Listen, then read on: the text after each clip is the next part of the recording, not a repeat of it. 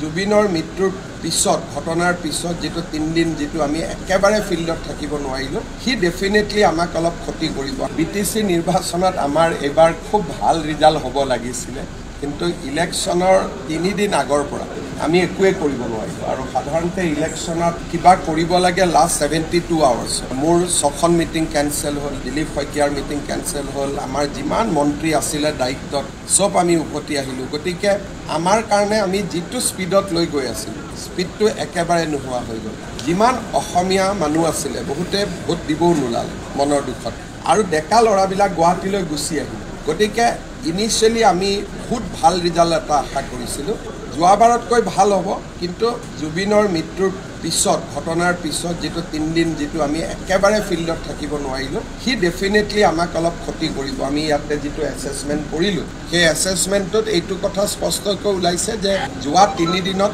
আমি ইনভলভ হ'ব নোৱাৰা বাবে আমাৰ বহুত জায়গাত এজেন্টটো নোলালে বহুত জায়গাত লৰাবিলাকে কামকাজ বাদ দি দিলে গতিকে অকনমান আশা কৰাৰ ধৰণে ৰিজাল্টটো যে হ'ব মই ভবা নাই কিন্তু যোৱাবাৰতকৈ ৰিজাল্টটো ভাল